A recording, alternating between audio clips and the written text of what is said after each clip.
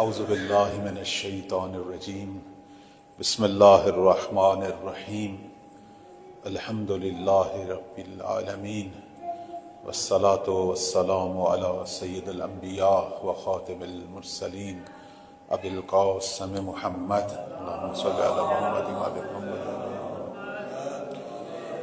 وعلی آلہ طیبین الطاہرین المعصومین سیما بقیت اللہ اللہم اجل لولیک الفرج اما بعد فقال اللہ تبارک و تعالی فی کتابہ المجید بسم اللہ الرحمن الرحیم بقیت اللہ خیر لکم ان کنتم مؤمنین.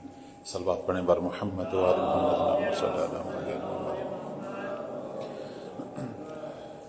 علماء کرام، ظاہرین گرامی، پروردگار آپ سب کی عبادات، آپ سب کی دعائیں، مناجات، زیارتیں اپنی بارگاہ میں بحق حضرت معصومہ قبول و منظور فرمائے انشاءاللہ.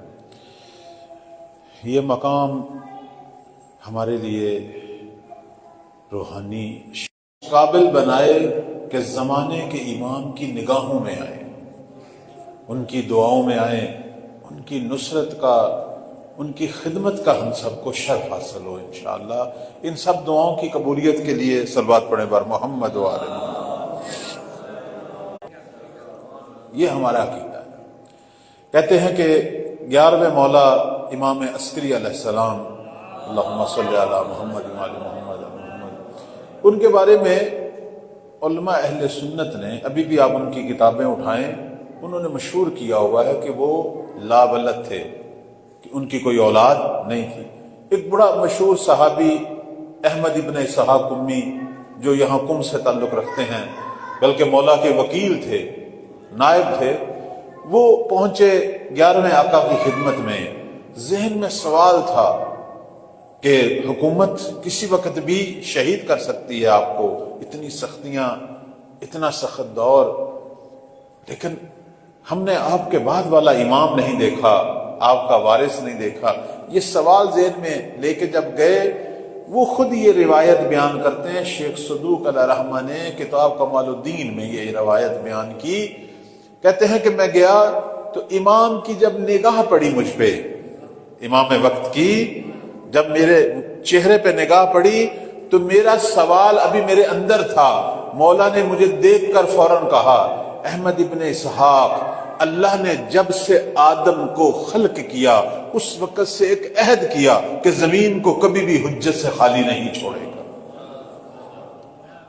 کبھی بھی زمین حجت سے خالی نہیں، حجت ہمیشہ زمین پہ موجود ہے. اب چاہے وہ آپ کو نظر آئے یا نہ آئے، آپ اس کو نظر آتے ہیں. فرق یہی ہے. بعض دفعہ لوگ کہتے ہیں جی ہمیں مولا نظر نہیں آتے. اپنے آپ کو اس قابل بناتے تھے اس زمانے میں، چھٹے مولا کے زمانے میں. سارے تو نہیں دیکھتے تھے، لیکن سب کو یہ پتا تھا کہ ہم ان کو نظر آتے ہیں.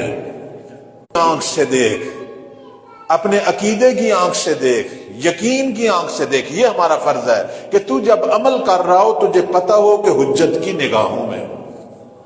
اصل یہ چیز ہے. اب لازمی نہیں ہے، ورنہ ان ائمہ کی زندگی میں بھی سارے نہیں دیکھتے تھے. آپ نے بڑے بڑے واقعات بھی سنے ہوں گے. حتیٰ ہمارے نبی کو سارے اصحاب نے نہیں دیکھا، بعض نے دیکھا. تو اس کا مطلب یہ نہیں ہے کہ ان کے ایمان میں کوئی فرق پڑ گیا ہے. نہیں، حجت کو ان آنکھوں سے دیکھنا اہم نہیں ہے، اپنے آپ کو ان کے خیمہ میں محسوس کرنا اہم ہے. تو جب یہ احمد ابن اسحاق گیا، اس کے ذہن میں سوال تھا نا، تو مولا نے کہا اس کی پیشانی کو دیکھا، سمجھ گئے کیا سوال لے کے آیا ہے. امام یہی ہوتا ہے نا، امام کو اللہ نے یہی کچھ نہ کچھ ایسا ایک علم غیب دیا ہوتا ہے کہ انسان سوال لے کر جاتا ہے تو اگر وہ امام ہے تو اسے پتا ہے کہ یہ کیا سوال لے کے آیا. امام نے کہا احمد ابن اسحاق، خدا نے جب سے آدم کو خلق کیا زمین کو کبھی بھی حجت سے خالی نہیں چھوڑا. کہنے لگا مولا آپ نے میرے منہ کی بات چھین لی، میں بھی یہی پوچھنا چاہتا تھا، میں بھی یہی کہنا چاہتا تھا کہ ہم نے آپ کے بعد والا امام نہیں دیکھا. تو ذہن میں ایک شک تھا، اور بہت سارے شیعوں کو یہ شک ہے، بہت سارے لوگوں کو یہ شک ہے کہ آیا آپ کے بعد بھی حجت خدا کا سلسلہ ہے۔ مولا نے کہا احمد ابن اسحاق چونکہ تو میرا خاص الخاص ہے، اگر تو ہمارے نزدیک قابل احترام نہ ہوتا میں تجھے اپنا وارث اپنا وصی نہ دکھاتا، لیکن تیری شان ہے کہ میں تجھے دکھاؤں۔ گھر تشریف لے گئے۔ روایت یہ ہے کہ جب مولا واپس آئے ان کی گود میں چند سال کا بچہ تھا۔ یہ دیکھا اس نے احمد ابن اسحاق نے، ہمارے زمانے کے امام کو، کہنے لگا میں نے 11ویں آقا کی گود میں ایک بچہ دیکھا کہ جس کا چہرہ 14ویں کے چاند کی طرح چمک رہا ہے، نور کی گود میں نور دیکھا۔ مولا نے کہا احمد ابن اسحاق یہ ہے میرا بیٹا مہدی جو میرا وارث ہے، جو میرے بعد حجت خدا ہے، اور یہ وہی ہے۔ پھر معصوم نے کہا یہ وہی ہے کہ جس نے زمین کو عدل سے ایسے بھرنا ہے جس طرح ظلم سے بھری ہوئی ہوگی، یہ وہی ہے کہ جس کی بشارت پروردگار نے اتنی آسمانی کتابوں میں بھیجی، یہ وہی ہے کہ جس کی بشارت نبی نے دی، یہ وہی ہے جس کی بشارت ہر امام نے اپنے دور میں دی۔ اب جب احمد ابن اسحاق نے زیارت کی، کہنے لگا کہ مولا یہ وہی ہے، یہ وہی امام قائم ہے؟ فرمایا ہاں یہ وہی ہے۔ تو کہنے لگا کہ کوئی ایسی نشانی کہ جس سے میرے دل کو سکون ہو۔ اب روایت کھولیں پڑھیں، کہتے ہیں اس وقت اس بچے کے لبوں میں جنبش پیدا ہوئی، اس بچے نے کلام کیا فصیح عربی میں۔ کلام کیا ہے؟ انا خاتم الاوصیاء، میں ہوں پیغمبر کا آخری وصی، میں ہوں خدا کے دشمنوں سے انتقام لینے والا، میں ہوں مہدی، میں ہوں جس کے وجود کی برکت سے شیعوں سے اور اس دنیا سے درد اور رنج ختم ہوں گے۔ کہتے یہ کلام جب میں نے سنا احمد ابن اسحاق ہیبت زدہ ہو گیا، کہنے کا میرا دل جو ہے وہ معرفت سے خوشی سے بھر گیا۔ تو عرض خدمت یہ ہے کہ حجت کے بغیر کبھی بھی کسی دور میں زمین خالی نہیں ہے۔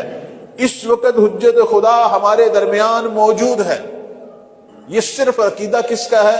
اسلام کے اندر مکتب تشیع کا یہ عقیدہ ہے۔ البتہ ہمارے باقی بھائی بھی قائل ہیں کہ آخر الزمان میں رسول اللہ کی نسل سے ایک مہدی آئے گا جو زمین کو عدل و انصاف سے بھرے گا، وہ بھی قائل ہیں، ان کے پاس بھی احادیث ہیں، ان کے پاس بھی روایات ہیں، ہمارے پاس بھی ہیں۔ فرق کیا ہے؟ وہ کہتے ہیں وہ ابھی پیدا نہیں ہوا، ابھی اس نے پیدا ہونا ہے، پھر وہ جوان ہوگا، پھر وہ اظہار کرے گا اپنے وجود کا۔ ہم کہتے ہیں وہ پیدا ہو چکا ہے، 1100 سال گزر چکے ہیں، اس کی سرپرستی میں ہم جی رہے ہیں۔ صلوات پڑھیں بر محمد و آل محمد۔ کسی نے پوچھا ایران کے اندر، کہتے ہیں برطانیہ کا ایک وزیر آیا تھا، اس نے ایک ایرانی سے پوچھا، اس نے کہا تم سب شیعہ لوگ ہو، مجھے سمجھ نہیں آتی کہ تم ایرانیوں پر اتنے بڑے بڑے ہم نے حملے کیے اور پوری تاریخ میں حملے ہوئے، اور ایسے ایسے حملے ہوئے، 17 ایسے حملے ہیں پوری تاریخ میں کہ یہ ایرانی قوم کا وجود مٹ جانا چاہیے تھا، لیکن یہ نہیں مٹے۔ اس کی وجہ کیا ہے؟ کہتے ہیں زندہ امام پر عقیدہ، اور جن کا امام ان کی نگاہوں میں زندہ نہ ہو، ورنہ مولا تو سب کے لیے ہیں، سب کے امام ہیں۔ اب کوئی مانے نہ مانے اس کی قسمت اور اس کا مقدر، ورنہ امام تو سب کا امام ہے۔ ہم شیعہ تو مانتے ہیں اس لیے شیعان علی ہیں، لیکن جو نہیں مانتے مولا ان کا بھی امام ہے۔ جیسے کہتے ہیں خدا سب کا خدا ہوتا ہے، اب کوئی اسے مانے نہ مانے، وہ رزق میں کمی نہیں کرتا، وہ اپنے فیض میں کمی نہیں کرتا، امام سب کا امام ہوتا ہے۔ تو اس نے کہا کہ سمجھ نہیں آتی، آپ ایرانیوں کی 17 ایسے سنگین حملے ہیں، جن میں سے ایک مغلوں کا حملہ تھا، سب سے خطرناک حملہ تاریخ میں مغل قوم کا، یہی ہلاکو خان چنگیز خان اس کی فوج کا سخت ترین حملہ تھا۔ ابھی بھی آپ دیکھیں بعد میں بھی کتنے سخت حملے ہوئے۔ اس نے کہا جتنے بھی سخت حملے ہوئے 17 حملے ایسے ہیں کہ ایران کا صفحہ ہستی سے وجود مٹ جانا چاہیے تھا، لیکن آپ کا وجود مٹا نہیں، بلکہ آپ لوگ بڑے ہیں، آپ لوگوں نے ترقی کی ہے، آپ لوگ مزید طاقتور ہو گئے ہیں۔ سمجھ نہیں آتی، ورنہ اتنی قومیں آئیں اور مٹ گئی۔ قومیں کیسے مٹتی ہیں؟ جب ان سے طاقتور دشمن آتا ہے، حملہ کرتا ہے، انہیں مٹا دیتا ہے۔ ایران پر طاقتور قوموں کے حملے ہوئے، طاقتور ممالک کے حملے ہوئے، لیکن یہ مٹا نہیں، بلکہ یہ دن بدن جو ہے وہ قوت پیدا کر رہا ہے اور آگے بڑھ رہا ہے۔ اس وقت یہ ساری قوتوں کے سامنے کھڑا ہو گیا ہے، بلکہ یہ ڈرا رہا ہے سب کو۔ وجہ کیا ہے؟ ایک عام آدمی سے اس نے پوچھا، کسی بڑے عالم سے نہیں پوچھا، کسی بڑے فقیہ سے نہیں پوچھا، ایک عام آدمی سے پوچھا۔ اس نے کہا مجھے اور تو کوئی سمجھ نہیں آتی، صرف اتنی سمجھ آتی ہے کہ ہمارا ایک وارث ہے جس کا دست مبارک ہماری پشت پہ ہے۔ ہم گر سکتے ہیں وقتی طور پر، لیکن ختم نہیں ہو سکتے، چونکہ ہمیں زندگی دینے والا، ہمیں فیض دینے والا، ہمیں طاقت دینے والا مہدی ہمارا امام ہمارے سر پہ موجود ہے۔ صلوات پڑھیں بر محمد و آل محمد۔ یہ حقیقت ہے، یہ حقیقت ہے، یہ خود مولا کا بھی فرمان ہے، امام زمان صلوات اللہ علیہ کا یہ فرمان ہے۔ فرماتے ہیں اِنَّا غیر محملین لمراتکم، یہ ان کی توقیع مبارک ہے۔ کہتے ہیں اے شیعو، غیبت کا مطلب یہ نہیں ہے کہ میں تمہیں نظر نہیں آتا، غائب ہوں تو تمہیں تمہارے حال پہ چھوڑ دیا، نہیں، تمہیں تمہارے حال پہ نہیں چھوڑا۔ اِنَّا غیر محملین لمراتکم، اے شیعو، اے دنیا میں جہاں جہاں بھی آباد ہو شیعو، یہ مولا کا خط تھا، توقیع مبارک تھی جو غیبت صغرا میں صادر ہوئی۔ امام کے 100 سے زائد خط ہیں جو مولا نے غیبت صغرا میں ان کی طرف سے صادر ہوئے، جسے کہتے ہیں ناحیہ مقدسہ سے جو پیغام آئے، 100 سے زائد ہیں۔ اور ہماری ایک بہت بڑی شخصیت شیخ توسی علیہ رحمہ نے اپنی کتاب الغیبت میں ان سب خطوط کو جمع کیا۔ لیکن کتنی عجیب بات ہے کہ ہمارے وقت کے مولا ہیں، اور ہم اگر انہیں نہ پڑھیں کہ ہمارے آقا نے ہمیں کیا پیغام دیے ہیں، یہ تو ہمارا فرض ہے نا، اپنے آقا کے پیغام۔ آج لوگ پوچھتے ہیں جی معرفت کیا ہے؟ معرفت یہی ہے کہ اپنے آقا کی طرف توجہ، ان کی معرفت یہی ہے، ان کے مشن کی طرف توجہ، ان کے پیغامات کی طرف توجہ۔ یہ تو آپ لوگوں کا تقاضا بھی ہونا چاہیے اپنے عالم دین سے، جو آپ کو وہاں جمعہ پڑھاتے ہیں، عید پڑھاتے ہیں، پیش نماز ہیں، کہ ہمیں زمانے کے امام کے پیغامات بتائیں۔ آخر ہم جس کی امت ہیں، جس کے پیچھے محشور ہونا ہے، جو وقت کا ہادی ہے، اس نے ہمارے لیے کیا پیغام دیا ہے، اسے جاننا ضروری ہے، یہ تقاضا کرنا چاہیے۔ مولا نے اس وقت جو خط لکھا تھا، اس خط کے اندر یہ پیغام تھا۔ فرمایا اے شیعو، میں تمہیں نظر نہیں آ رہا، غائب ہوں، لیکن غیر محملین لمراتکم، تمہیں تمہارے حال پہ نہیں چھوڑ دیا۔ ولا ناسینا لذکرکم، اور میں نے تم کو بھلایا نہیں ہے، تم میں سے ہر شخص مجھے یاد، ہر شخص۔ ہم دنیا میں جہاں بھی ہوں، کبھی بھی یہ نہ سوچا کریں کہ میں پتہ نہیں پاکستان کے کس دیہات سے تعلق رکھتا ہوں، جب کم میں آؤں گا، حرم میں آؤں گا تو پاکوں کی نگاہ میں آؤں گا۔ نہیں نہیں نہیں، میں جس جگہ پہ بھی ہوں، کسی اور کی نگاہ میں آؤں یا نہ آؤں، اللہ اور اس کے ولی کی نگاہ میں، یہ عقیدہ رکھنا چاہیے۔ آج ہم اپنے دنیاوی علم میں اتنا ترقی کر گئے ہیں، میں ایک چھوٹی سی مثال دے رہا ہوں، صرف مثال دے رہا ہوں۔ آپ دنیا میں کہیں بھی چلے جاؤں، آج جو آپ کے موبائل کے اندر انٹرنیٹ ہے، ایپس ہیں، واٹس ایپ، پتہ نہیں کیا کیا، آپ دنیا میں کہیں بھی چلے جائیں، آپ کا اپنے عزیزوں سے تعلق ختم ہو سکتا ہے؟ ہو سکتا ہے؟ نہیں ہوتا، بلکہ آپ جہاں بھی جاتے ہیں خبر دے رہے ہوتے ہیں، میں یہاں گیا، میں وہاں گیا۔ آپ کے عزیز ہزاروں میل دور بیٹھے ہیں، ان کو پتہ ہے اس وقت آپ کم میں ہیں، آپ حرم میں ہیں، سارا پتہ ہے۔ جب میں ایک گناہگار شخص اپنے ناقص علم سے اتنی ترقی کر گیا ہوں کہ اپنے ہزاروں عزیزوں کو پل پل کی خبریں دے رہا ہوں، تو وہ حجت خدا جس کے پاس علم الہی ہے، اس کو کیوں نہیں ہماری خبر؟ اس سے بھی ہماری خبر ہے، لہجے لہجے کی خبر ہے، پل پل کی خبر ہے۔ ایت اللہ بہجت کی قبر مبارک یہیں حرم میں موجود ہے، آپ نے فاتح پڑھی۔ وہ کیا فرماتے تھے؟ یہ ایک عارف کا جملہ ہے، ایک مجتہد کا، ایک بہت بڑے عالم کا جملہ ہے۔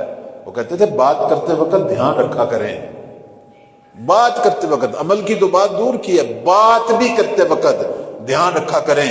آپ کی بات جو آپ کے کان تک پہنچ رہی ہے، انسان جب بات کرتا ہے اپنی بات کو خود بھی سنتا ہے یا نہیں سنتا؟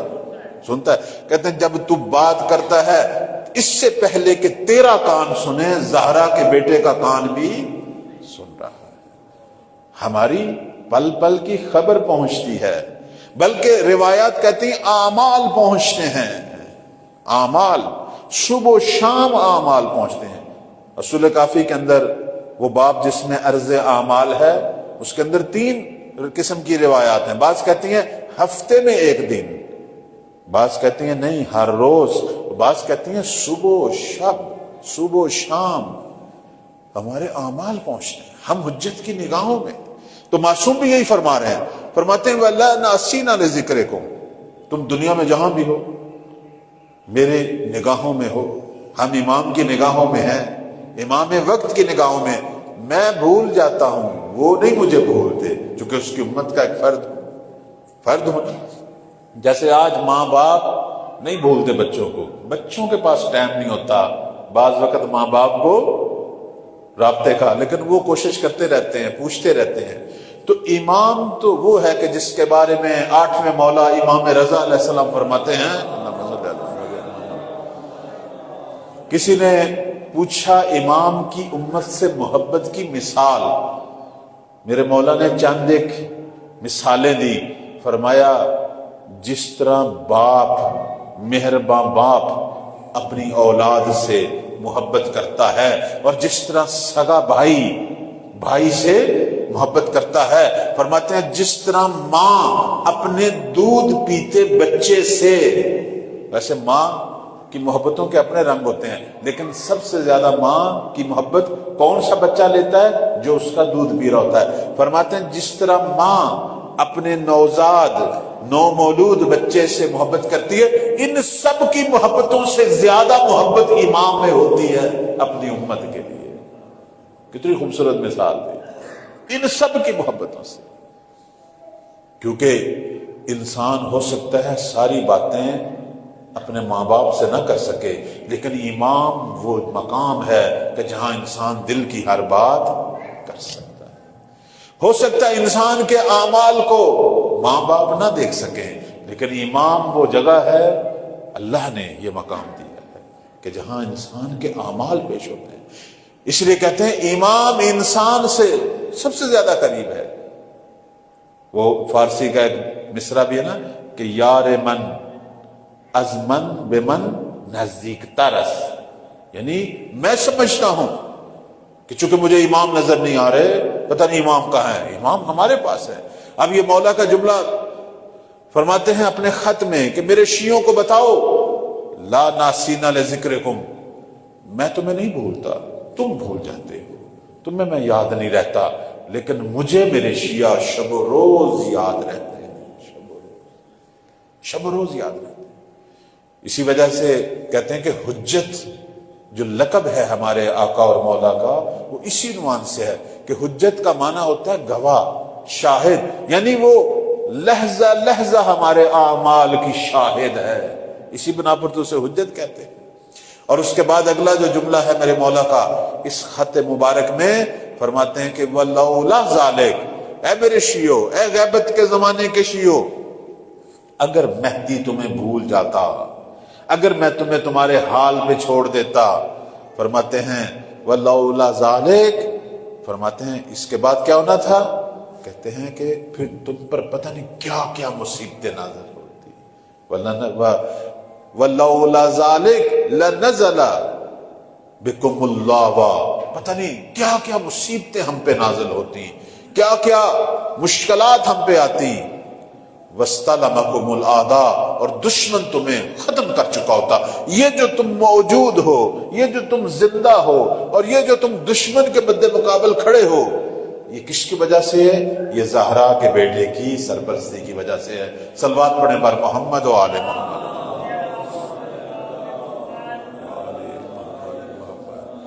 ہم جو شب و روز اعمال کرتے ہیں، ہمارے اعمال سارے تو ٹھیک نہیں ہوتے، یہ تو حقیقت ہے، سارے اعمال تو ٹھیک نہیں ہوتے.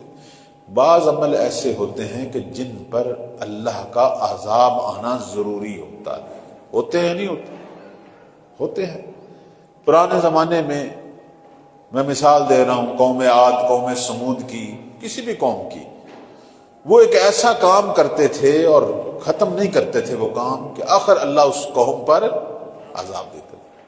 مثلا قوم عاد یا قوم سمود جو شعیب علیہ السلام کی قوم تھی، وہ ان میں سے ایک قوم تھی، یا قوم عاد ہے یا قوم سمود. ان کا کام کیا تھا؟ بازاروں میں ہیرا پھیری، کم تولنا، ملاوٹ والی چیز دینی، پرافٹ جو ہے وہ حد سے زیادہ لینا. اب مجھے یہ بتاؤ، یہ کام اب بھی ہو رہے ہیں یا نہیں ہو رہے؟ مومنین کر رہے ہیں یا نہیں کر رہے؟ کر رہے ہیں نہیں کر رہے. بلکہ اب ہمارے بازاروں میں بات برعکس ہو گئی ہے.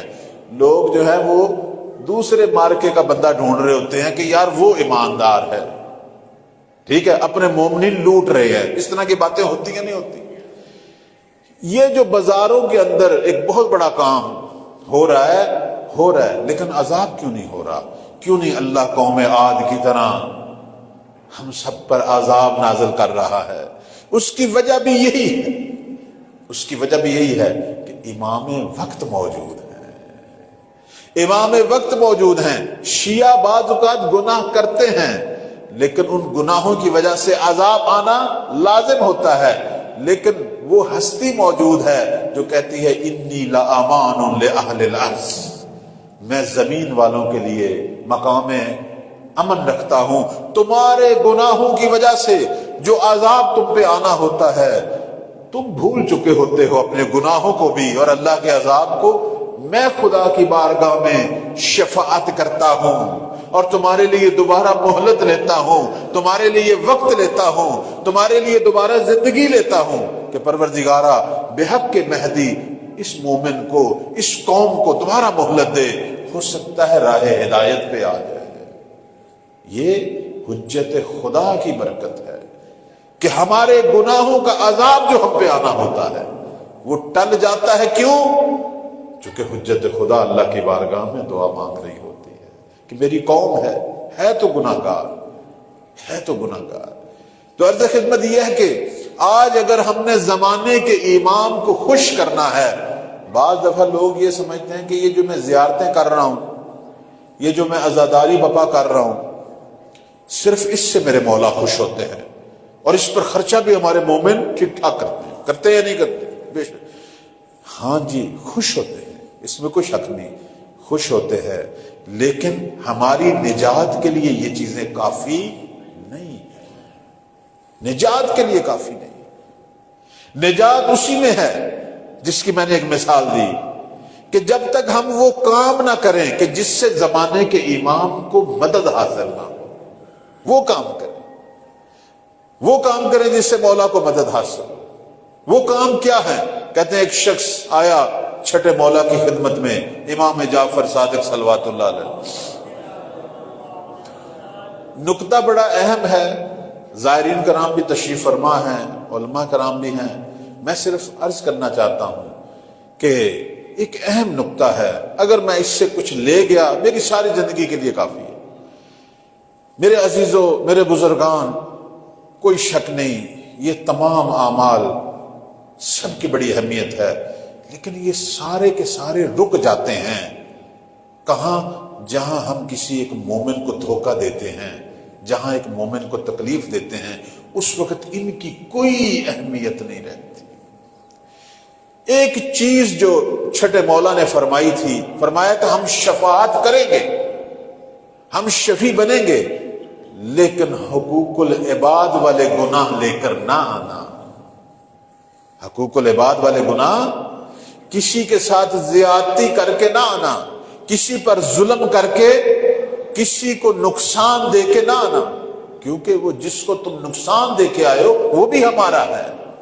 کیسے ہم اس سے نظر انداز کر دیں اور تجھے رکھ لیں؟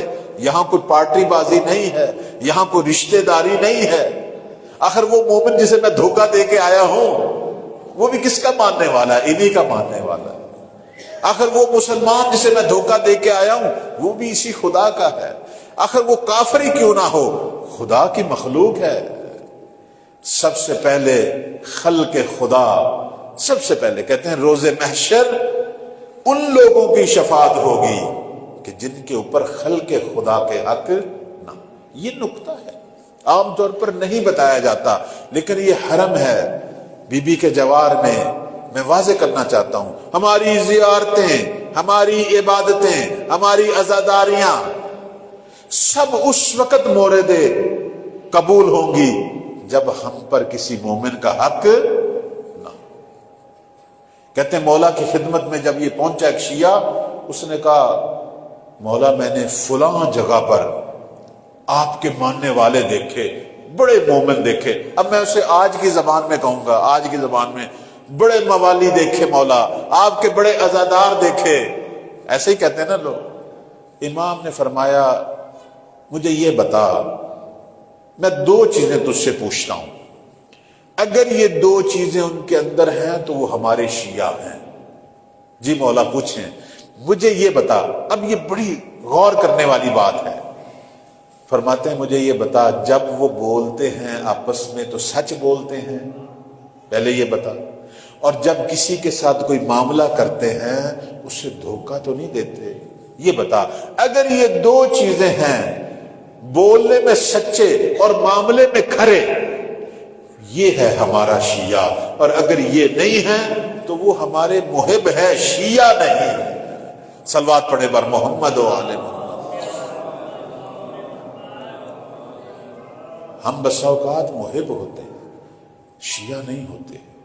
جب یہاں آئیں حرم میں تو اپنے لیے شیعہ ہونے کی دعا مانگیں.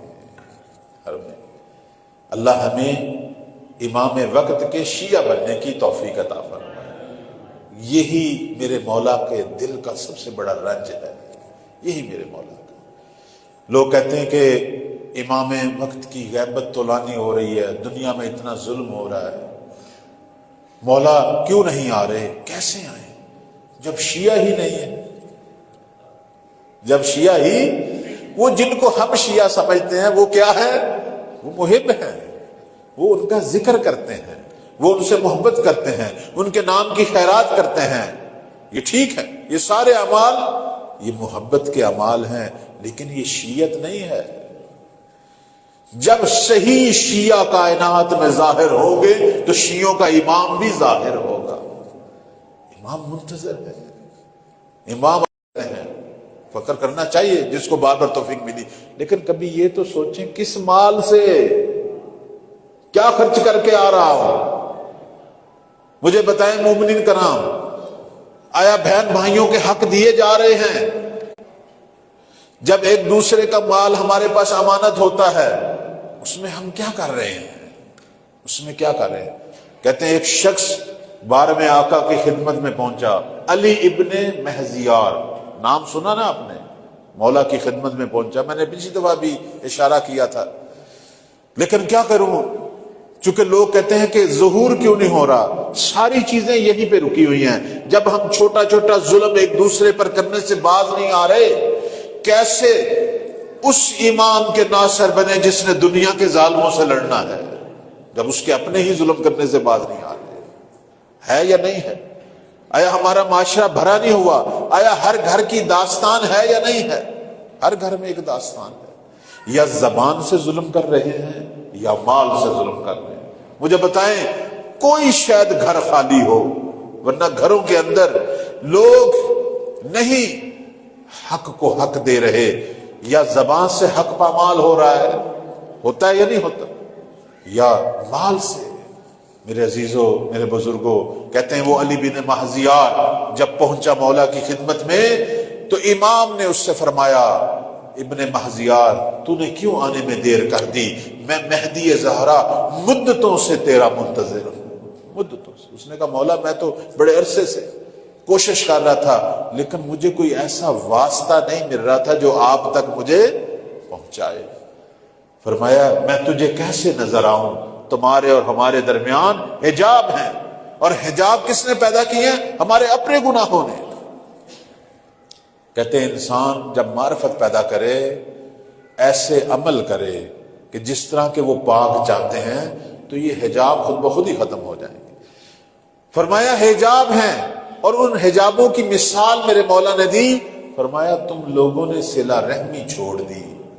صلہ رحمی، اب آپ دیکھیں ہمارے اس وقت سب سے بڑا المیہ ہماری شیعہ کمیونٹی کا جہاں جہاں بھی ہیں، ہم باقیوں کو چھوڑ دیتے ہیں، اپنے لوگوں کی بات کر رہے ہیں۔ سب سے بڑا مسئلہ یہی ہے، ہم عزادار ہیں، ہم موالی ہیں، اس میں کوئی شک نہیں ہے، لیکن ایک دوسرے پہ رحم نہیں کرتے، حتیٰ خاندانوں میں خون کے رشتے، خون پہ رحم نہیں کر رہے۔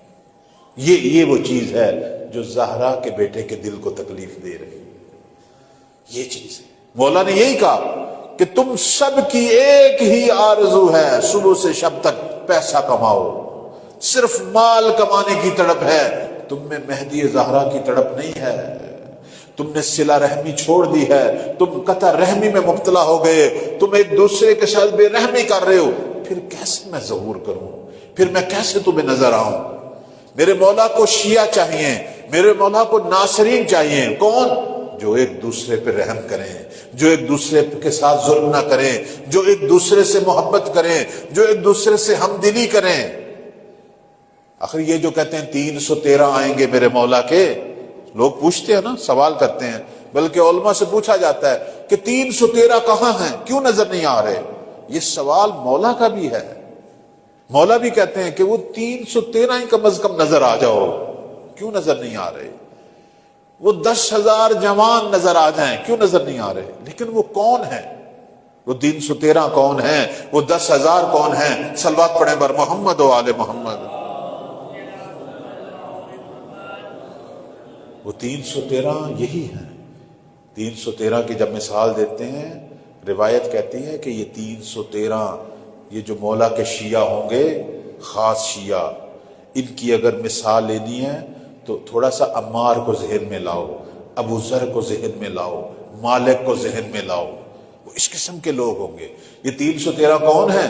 روایت کہتی ہے جب بھی یہ لشکر مولا کا ظاہر ہوگا، اللہ ہم سب کو وہ زمانہ دکھائے، 313 کی ایک خاصیت یہ ہے کہ ہوں گے تو یہ دنیا کے مختلف حصوں سے، مختلف قبیلوں سے، مختلف خاندانوں سے، مختلف زبان والے، پوری دنیا سے ہوں گے، لیکن جب یہ اکٹھے ہوں گے، اتنی ان کے اندر ہمدلی ہوگی، اتنا اتفاق ہوگا، اتنا پیار ہوگا، اتنا تعلق ہوگا آپس میں کہ سب کو ایسا لگے گا۔ یہ معصوم کے جملے ہیں، یہ میری کلام نہیں ہے، معصوم فرماتے ہیں سب یہی سوچیں گے کہ ان کا باپ اور ماں ایک ہے، ایک ماں باپ کی اولاد ہے۔ شیعہ ایسے نظر آنے چاہیے، شیعہ ایسے نظر آنے چاہیے، مختلف ماں باپ کی اولاد ہوں۔ مولا فرماتے میری امت ایسے نظر آئے، آپس میں اتنی محبت ہو، آپس میں ایک دوسرے کا اتنا خیال ہو، نہ کہ ایک دوسرے سے بے رحمی کریں، نہ کہ ایک دوسرے پہ ظلم کرے، نہ کہ ایک دوسرے کا حق کھائے، نہ کہ ایک دوسرے کا دل توڑے۔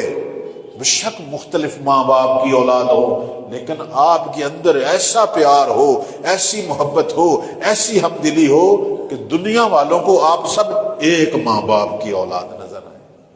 یہ ہے شیعت کی حقیقت، اور آج ہم نہیں ہیں ایسے، اور لوگ پوچھتے ہیں کیوں نہیں مولا کا ظہور ہو رہا۔ چونکہ میں نے آج خط ایک سنایا آپ کو، ایک اور خط سنا دیتا ہوں اور اپنی گفتگو ختم کر دیتا ہوں۔ ہماری تاریخ کے ایک بہت بڑے عالم جناب الشیخ المفید، بڑا مقام ہے ان کا، بہت بڑے عالم گزرے ہیں، انہوں نے مولا سے ایک سوال کیا، چونکہ یہ آغاز تھا غیبت کا، غیبت کبریٰ تھی، اور یہ بہت بڑی شخصیت ہے جن کو امام نے روایات کہتی ہیں 30 خط لکھے۔ کتنا بڑا مقام تھا اس عالم بزرگوار کا، شیخ مفید کو 30 خط لکھے کہ جس میں سے 3 خط موجود ہیں کتاب احتجاج تبرسی میں، چونکہ یہاں علماء اور طالب علم بھی موجود ہے، میں حوالہ اس لیے دیتا ہوں۔ احتجاج تبرسی میں 3 خط، ان میں سے ایک خط یہ ہے جو میں اب آپ کو اس کا چھوٹا سا مضمون، ایک جملہ اپنے زمانے کا امام کا آپ کی خدمت میں ہدیہ کروں گا۔ صلوات پڑھیں بر محمد و آل محمد۔ مولا کا خطاب ہے اپنی امت کو۔ خط لکھنے والا عالم کون ہے؟ الشیخ المفید، جو استاد ہے بڑی بڑی شخصیات کا، جن میں سے ایک شخصیت یہی صاحب نہج بلاغہ سید رضی ہیں، بڑے بڑے علماء۔ شیخ مفید آغاز ہے علم کا، بہت بڑا مرجع، بہت بڑا فقیہ۔ کہتے ہیں یہ وہ فقیہ ہے کہ جس کے پاس صرف شیعہ علماء جمع نہیں ہوتے تھے، ہر مکتب کے عالم، حنفی، حنبلی، شافعی اس کے سامنے آتے تھے، اس کی شاگردی کرتے تھے، بہت بڑا عالم۔ اس کو خط لکھا امام وقت نے، اور اس کے اندر لکھتے ہیں میرے مولا کا درد اور رنج، اور یہ اس خط کو لکھے ہوئے بھی 1000 سال گزر گئے۔ 1000 سال میرے عزیزوں بزرگوں، 1000 سال۔ خط کیا ہے؟ یہاں سے شروع ہوتا ہے۔ فرماتے ہیں کہ اے شیخ مفید، آپ نے ہم سے ایک سوال کیا کہ ہم ظہور کیوں نہیں کرتے۔ میں تمہیں بتاتا ہوں رمز ظہور، میں کیوں ظہور نہیں کر رہا۔ فرماتے ہیں اگر ہمارے شیعہ ہم سے کیا ہوا وعدہ پورا کر دیتے، ہم سے کیا ہوا وعدہ۔ یہ اس خط کے اندر میرے مولا کا رنج ہے، میرے مولا کا غم ہے۔ میرے عزیزوں، میرے بزرگوں، یہ آج شب بدھ ہے، دل سے یہ دعا مانگیں کہ ہم وہ قوم بنیں جو مولا کا غم دور کریں، ہم وہ قوم بنیں جو مولا کی تنہائی دور کریں۔ مہدی زہرا کا شکوہ ہے، میرے مولا کی تنہائی ہے۔ فرماتے ہیں کہ اے شیخ مفید، اے عالم جلیل، کاش ہمارے شیعہ ہم آل محمد سے کیا ہوا وعدہ پورا کرتے اور آپس میں ہم دلی پیدا کرتے۔ ہم دلی، یہ نہیں کہا اتفاق، اتحاد۔ آج ہم نے اتحاد اور اتفاق کے نام سے تنظیمیں بھی بنائی ہوئی ہیں، بنی ہوئی ہیں نہیں بنی ہوئی، لیکن آیا ہماری ملت میں اتفاق ہو چکا ہے؟ نہیں ہو چکا۔ مولا نے اتفاق کی بات نہیں کی، ہم دلی۔ اتفاق اور ہم دلی میں فرق کیا ہوتا ہے؟ اتفاق ہوتا ہے کہ ظاہری طور پر جیسے آپ یہاں اکٹھے ہو کے بیٹھ گئے، اسے ہم کہتے ہیں اتفاق۔ ہو سکتا ہے کسی کا کسی تنظیم سے، کسی گروہ سے تعلق ہو، لیکن کسی ایک ایشو میں، کسی ایک مسئلے میں جب مختلف لوگ اکٹھے ہو کے بیٹھ جائیں اسے کہتے ہیں اتفاق۔ لیکن یہ ہم دلی نہیں ہوتی، ہم دلی اس کے بعد والا مرتبہ ہے۔ ہم دلی کیا ہوتا ہے کہ جس طرح جسم اکٹھے بیٹھے ہیں، روحیں بھی اکٹھی ہو جائیں، دل بھی اکٹھے ہو جائیں۔ جس طرح ایک مجلس عزا بپا ہوئی، اس کے اندر کتنے ہی لوگ اکٹھے بیٹھے ہوتے ہیں، حتیٰ وہ لوگ بھی بیٹھے ہوتے ہیں جو آپس میں ناراض ہوتے ہیں، جنہوں نے آپس میں ایک دوسرے کے ساتھ ظلم بھی کیا ہوتا ہے، ہو سکتا ہے عدالتوں میں مقدمے چل رہے ہیں، اکٹھے بیٹھ جاتے ہیں۔ اس سے ہم کہتے ہیں کہ یہاں یہ محلہ، یہ قوم جو ہے وہ اتفاق کر کے بیٹھ گئی ہے۔ مولا اس کو نہیں چاہ رہے، فرماتے ہیں اس سے ایک قدم آگے بڑھے۔ وہ کیا؟ ہمدلی۔ ہمدلی کیا ہے؟ آپ کے دل بھی اکٹھے ہوں، آپ کی روحیں بھی اکٹھی ہوں، ایک دوسرے کو معاف کریں، ایک دوسرے کا حق دیں، ایک دوسرے کا کینہ دل میں رکھ کے نہیں بیٹھنا، ایک دوسرے کا بغض دل میں رکھ کے نہیں بیٹھنا، ایک دوسرے کی نفرت دل میں رکھ کے نہیں بیٹھنی۔ فرماتے ہیں اگر ہمارے شیعہ آپس میں ہم دلی پیدا کرتے، کیا مطلب؟ آپس میں روحی اعتبار سے، قلبی اعتبار سے بھی اگر اکٹھے ہو جاتے، اس کے بعد والا جملہ ہے، فرماتے میرے ظہور میں لحظہ بھر تاخیر نہ ہوتی۔ میرے عزیزوں، میرے بزرگوں، اللہ نے مہدی کے ظہور کو نہیں روکا ہوا۔ خدا نے تو 1100 سال پہلے ہی حجت خدا کو خل کر دیا، اس نے نہیں روکا۔ اگر کوئی کہے خدا نے مولا کے ظہور کو روکا ہے تو یہ تہمت ہے، خدا نے نہیں روکا۔ خدا نے 1100 سال پہلے سے بھیج دیا۔ مولا کے ظہور کو کس نے روکا ہے؟ یہی مولا کا خط اگر آپ اٹھائیں، پڑھیں تو پتہ چلتا ہے ہمارے اپنے اعمال نے روکا ہوا ہے۔ ہم شیعوں نے روکا ہوا ہے. ہم شیعہ وہ نہیں بن پائے کہ میرے مولا ظہور کرے. مولا کے ظہور کی ایک ہی شرط ہے کہ آپس میں ہمدلی پیدا کرو، آپس کے مسائل حل کرو، چھوٹے چھوٹے مسئلے حل کرو، تاکہ یہ طاقت ملے کل میرے ساتھ مل کے بڑے بڑے مسئلے حل کرو. جب میں ایک چھوٹا سا ظلم کرنے سے باز نہیں آتا، اپنے بھائی کے حق میں، اپنی بہن کے حق میں، اپنے کنبے کے حق میں، آج ہر گھر میں خیراتیں ہو رہی ہیں، مجالس ہو رہی ہیں، دعاؤں کے پروگرام ہو رہے ہیں، ہوتے ہیں نہیں ہوتے، لیکن ہر گھر میں ایک ظلم اور مظلومیت کی داستان بھی چل رہی ہے. کوئی نہ کوئی حق تلفی ہو رہی ہے، زبان سے ہو رہی ہے، مال سے ہو رہی ہے.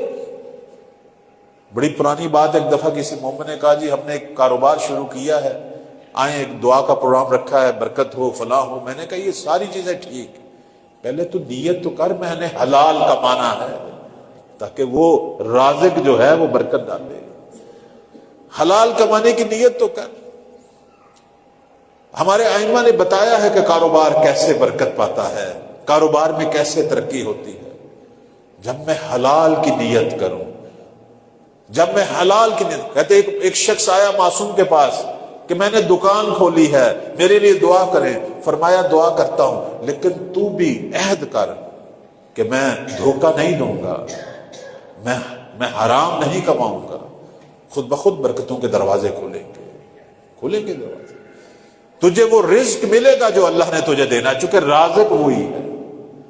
خدا نے ہر شخص کے لیے رزق تقسیم کیا ہے اور اللہ نے وہی دینا ہے، اس سے زیادہ نہیں دینا، چاہے تو حلال طریقے سے کما یا حرام طریقے سے کما. رزق مقسوم، جیسے کہتے ہیں زندگی کے ایام مقسوم ہے. زندگی وہی ہے جو اللہ نے مجھے دینی ہے، اب میں اسے برے طریقے سے گزاروں یا اچھے. کائنات کا نظام دقیق ہے. لیکن ایک چیز جو آل محمد نے مانگی، ایک چیز جو مہدی زہرا نے مانگی ہے، وہ کیا مانگی ہے؟ وہ یہی مانگی ہے کہ اپنا وعدہ پورا کرے، آپس میں ہمدلی پیدا کرے. اس لیے ہمارے بزرگان بڑے بڑے علماء کہتے ہیں جب تک ہماری ملت کے اندر تولا اور تبرہ صحیح معنی میں نہیں آئے گا، اس وقت تک مولا کا ظہور نہیں ہوگا. اب آپ کے ذہنوں میں یہی آ رہا ہے تبرہ سے مراد ان کو بعض ظالموں کو گالیاں نکالنا، نہیں، یہ معنی نہیں ہے، یہ غلط معنی ہم نے کیا. تولا کا مطلب یہ ہے کہ جس کا بھی آل محمد سے تعلق ہے، جو بھی محب ہے، جو بھی شیعہ آل محمد ہے، اس کی محبت پیدا کرنی ہے. اور جو دشمن آل محمد ہے یا جو دشمنان آل محمد سے محبت کرتے ہیں، اس سے بیزاری پیدا کرنی ہے، صرف قول میں نہیں، عمل میں بھی. ہمارا عمل بھی ایسا نہ ہو کہ زبان سے تو میں مولا حسین کا ذکر کروں اور عمل میں کسی شمر سے بدتر نہ ہوں اپنے گھر میں، اپنے ماحول میں. میرے بزرگوں، میرے عزیزوں، بس میں یہیں ختم کر رہا ہوں. اللہ تعالی ہمارے لیے توفیقات کی راہیں کھولے، ہمیں ویسی ملت بنائے جیسی ملت میرے مولا چاہتے ہیں. ہم ایسے اعمال کریں کہ ان اعمال کی بدولت اپنے زمانے کے امام کی نگاہ میں آ جائے. میں عام طور پر کہتا ہوں کہ 2-3 ایسے کردار ہیں سرزمین کربلا پہ کہ جن کی وجہ سے میرے اندر امید پیدا ہوتی ہے. میں اس قابل تو نہیں ہوں، لیکن ان کرداروں کو جب دیکھتا ہوں تو کہتا ہوں شاید میں بھی کوئی ایسا عمل کر بیٹھوں کہ اپنے زمانے کے امام کی نگاہ میں آ جاؤں. آپ نے 1000 دفعہ یہ سنا ہوگا، میں صرف تکرار کر رہا ہوں، صرف تبرک اور عقیدت کی وجہ سے یہ چند جملے مصائب کے پڑھوں گا. آپ نے سنا ہے نا کہ زہیر جو ہے وہ اپنا راستہ الگ کر کے جا رہا تھا، الگ کر کے، امام حسین کے ساتھ نہیں جا رہا تھا. یہ تو پڑھا ہے نا. اور زہیر کون ہے؟ جس نے ساری عمر آل علی کے خلاف تلوار چلائی. جنگ صفین میں مولا علی کے مد مقابل فوج میں تھا، مولا علی کے خلاف تھا زہیر. اور خود یہ کہتا ہے، جب یہ بعد میں اللہ نے اس کو شہداء کربلا میں قرار دیا، خود کہتا ہے کہ مجھے اب سمجھ آئی کہ صفین میں جتنی دفعہ میں علی کی تلوار کی زد میں آیا، مولا کی تلوار کی زد میں آیا، لیکن امام نے مجھے چھوڑ دیا، امام نے چھوڑ دیا، کیونکہ اللہ نے مجھے اسی علی کے بیٹے حسین کے لیے رکھا ہوا تھا۔ کوئی ایک ایسا عمل تھا زہیر میں۔ اب یہ جناب زہیر کی زندگی پڑھنی چاہیے۔ انسان کون سا ایسا عمل کرتا ہے کہ عاقبت بالخیر ہو جاتا ہے؟ یہ بڑی اہم بات ہے۔ بعض دفعہ برعکس ہے، بڑے بڑے موالی لیکن عاقبت بالخیر نہیں ہوتے، لیکن کہتے ہیں کوئی ایک ایسا عمل کر، کوئی ایک ایسا عمل کر کہ تیری عاقبت جو ہے وہ حسین اور شہداء کربلا کے ساتھ ہو جائے۔ زہیر نے پتہ نہیں کون سا عمل کیا تھا، کہتے ہیں مولا نے اسپیشل قاصد بھیجا، زہیر کی طرف قاصد بھیجا۔ کچھ ایسے شیعہ تھے کہ جن کی طرف قاصد بھیجا گیا ہے، یعنی امام نے خود بلایا ہے۔ کتنے خوش قسمت ہیں یہ لوگ۔ ایک جناب حبیب تھے کہ جن کی طرف قاصد گیا ہے، ایک جناب زہیر تھے۔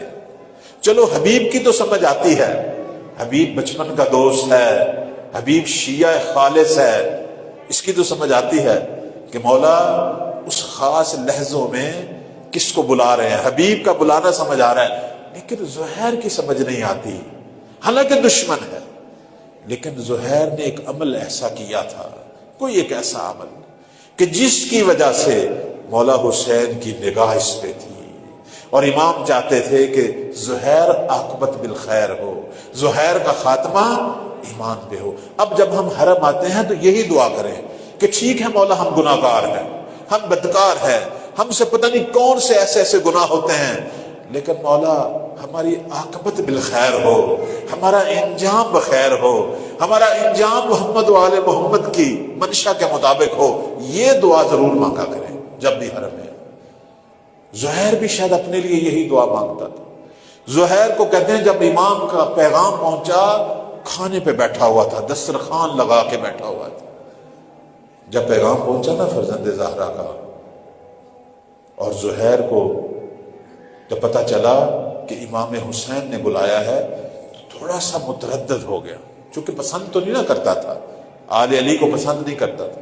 اس کی بیوی وہ بہت ہی نیک اور صالحہ خاتون جو حب اہل بیت بھی رکھتی تھی، اس نے کہا زہیر تجھے زہرا کا بیٹا حسین بلا رہا ہے اور تو متردد ہے، ایک دفعہ جا تو صحیح، آخر اخلاقی تقاضا بھی ہوتا ہے، تجھے اسپیشل قاصد آیا ہے۔ زہیر اٹھ کے چلا گیا۔ جب واپس آیا، مقتل کی روایات بیان کرتی ہیں کہ یہ جو زہیر گیا تھا یہ وہ زہیر نہیں تھا جب واپس آیا، زہیر بدل چکا تھا، اب یہ وہ زہیر نہیں تھا۔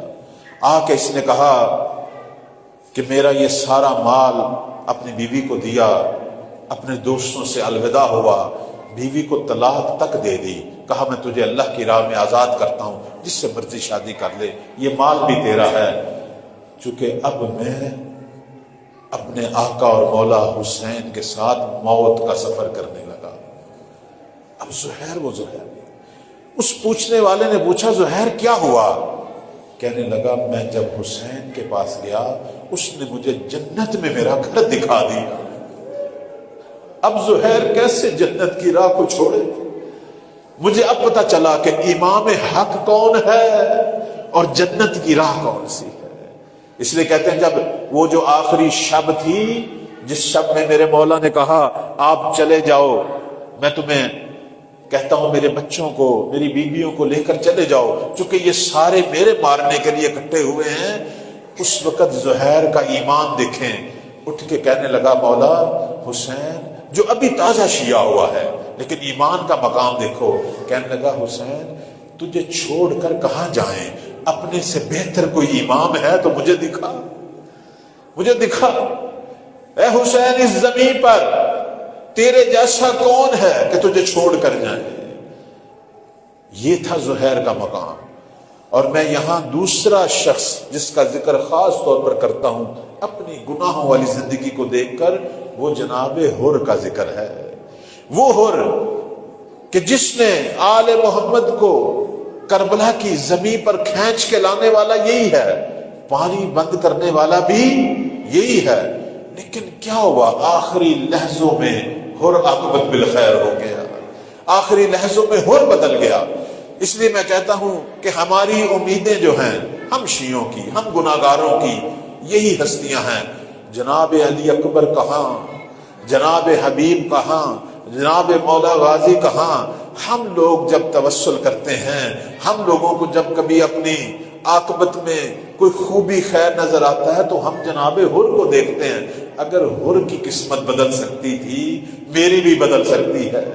اس لیے کہتے ہیں جناب حر سے ہمیشہ توسل رکھا کریں۔ اور اللہ نے کیا عظمت دی حر کو، حر کیسے بدلا، حر کیسے بدلا؟ وہی رات، وہ آخری رات تھی، آخری لحظات تھے۔ کہتے ہیں حر کے خیمے میں کھانا لگا ہوا تھا، رنگ برنگا کھانا پڑا تھا، پانی پڑا ہوا تھا۔ حر خیمے کی طرف نہیں جا رہا تھا، بلکہ کھڑا عجیب سوچوں میں گم تھا۔ خادم نے آیا، بلایا، بیٹا آیا، بھائی آیا، بھائی تو کیوں نہیں آ رہا؟ کھانا لگا ہوا ہے۔ کہنے لگا مجھے یہ بتا، تجھے کوئی آوازیں آ رہی ہیں؟ میرے لیے تو کھانا لگا ہوا ہے، لیکن تجھے کوئی آوازیں آ رہی ہیں؟ جی ہاں، کچھ بچوں کی رونے کی آوازیں آ رہی ہیں۔ وہ بچے کیا کہہ رہے ہیں؟ وہ العطش العطش کہہ رہے ہیں۔ کہنے لگا زہرا کے بچے پیاسے ہوں اور میرے لیے رنگ برنگے کھانے ہوں، میں کیسے یہ کھانا کھاؤں، کیسے یہ پانی پیوں کہ جب آل محمد کے بچے پیاسے ہوں، آل محمد کے بچے جب پیاسے۔ اللہ اکبر۔ آتا ہے ابن سعد کی طرف، کہنے لگا آیا واقعا تم لوگوں نے حسین کو مارنا ہے؟ میں تو یہی سمجھ رہا تھا کہ کوئی مذاکرہ ہوگا، کوئی آپس میں صلح ہو جائے گی۔ اس نے کہا یہ ابن زیاد کا خط ہے اور اس کا حکم ہے کہ ہر صورت میں سروں کو جسموں سے جدا کیا جائے، ہر صورت میں ان کے بازو کاٹے جائیں، ہر صورت میں ان کے سر اتارے جائیں۔ بس حر نے سنا، کانپتا ہوا نکلا باہر، کانپتا ہوا نکلا اور دیکھنے لگ گیا جہاں خیمہ حسینی لگا ہوا ہے۔ حر کانپ رہا ہے، حر کے بدن پر لرزہ طاری ہے۔ کہتے ہیں اس وقت ایک شخص وہاں سے لشکر اشقیاء کا گزرا۔ اس نے کہا حر تو کیوں کانپ رہا ہے؟ چند لوگ ہیں، بوڑھے جوان اور بچے، ہم یہاں ہزاروں کی تعداد میں ہیں، ہم تو ان کو چند منٹوں میں ختم کر دیں گے۔ تو بہادر ہے عرب کا، اگر مجھ سے کوئی پوچھے کوفہ میں سب سے بڑا بہادر کون ہے، میں تیرا نام لیتا۔ تو یہ چھوٹے سے لشکر کو کہ جو پیاسے ہیں، جو کمزور ہیں، تو انہیں دیکھ کر کانپ رہا ہے۔ اب یہاں آپ توجہ فرمائیں کہ حر کی عاقبت بالخیر کی ہوئی۔ حر کا جملہ جو ہے وہ یہ سننے والا ہے۔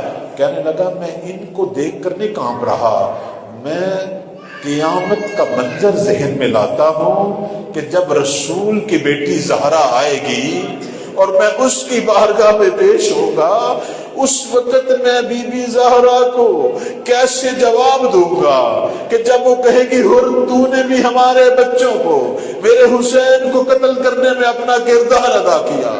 مجھے زہرا کا خوف ہے، مجھے زہرا کی حیا ہے۔ بس عرض خدمت یہ ہے، یہی وہ چیزیں ہیں، چند چیزیں کہ جن کی وجہ سے بس اوقات ہمیں بھی امید ہوتی ہے، جب ہم مصائب میں آتے ہیں تھوڑا سا گریہ کرتے ہیں، تھوڑا سا حیا کر لیتے ہیں۔ کہتے ہیں حر نے فیصلہ کر لیا، اپنے گھوڑے کو دوڑایا۔ جب حر جانے لگا نا تو اب اس کا بیٹا بھی ساتھ ساتھ آ گیا، بعد روایت کہتے ہیں بھائی بھی آ گیا کہ ہم بھی جاتے ہیں۔ کدھر جا رہے ہو حر؟ کہنے لگا جہنم کو چھوڑ کر جنت کی طرف جا رہا ہے، جہنم کو چھوڑ کر جنت کی طرف جا رہا ہے۔ مولا حسین بیٹھے ہیں، اپنے بھائی کو حضرت عباس کو کہتے ہیں عباس ہمارا ایک مہمان آ رہا ہے اور میں یہ چاہتا ہوں تو ان کے استقبال کے لیے جا رہا ہے۔ حر تیری قسمت کتنا اچھا مقدر تھا کہ تیرے استقبال کے لیے غازی عباس چلے آ رہے ہیں۔ کہتے ہیں غازی عباس نے جب گھوڑا دوڑایا نا، حر نے مولا غازی عباس کے گھوڑوں کی ٹاپوں کو سمجھتا تھا، فوراً اپنے بیٹے کو کہا بیٹا میری آنکھیں بدی ہوئی ہیں، مجھے غازی کے گھوڑے کی ٹاپوں کی آواز آ رہی ہے، وہ شاید یہ سمجھ رہے ہیں کہ میں حملہ کے لیے آ رہا ہوں۔ انہیں بتاؤ ہم حملہ کرنے کے لیے نہیں آ رہے، ہم تو معافی مانگنے کے لیے آ رہے۔ بس مولا غازی عباس کا گھوڑا جب آتا ہے تو حر چیخ کے کہتا ہے، عباس میں حملہ کے لیے نہیں آ رہا، میں تو حسین کے قدموں میں گرنے کے لیے آ رہا ہوں۔ تو غازی عباس کی آواز آتی ہے، حر گھبراؤ نہیں، ہم آپ کے استقبال کے لیے آ رہے ہیں، مجھے حسین نے آپ کے استقبال کے لیے بھیجا۔ اب ہماری روایات یہ کہتی ہیں حر جب مولا حسین کے پاس پہنچتے ہیں، اس عالم میں پہنچتے ہیں، اپنے ہاتھ بھی بندھے ہوئے ہیں۔ ہاتھ کیوں بندھے ہوئے ہیں؟ اس کا بھی ایک فلسفہ بیان کیا، کہتے میرے ہاتھ باندھو چکے ان ہاتھوں سے زہرا کے لال کے گھوڑے کی گلا میں نے لگام کو کھینچا تھا۔ آنکھیں کیوں بندھی ہوئی ہیں؟ اس لیے بندھی ہوئی ہیں آنکھیں کہ جب مجھے حسین نے کہا تھا نا تجھ پہ تیری مار ہوئے، تو میں نے غصے سے فرزند زہرا کو دیکھا تھا، میں شرمندہ ہوں۔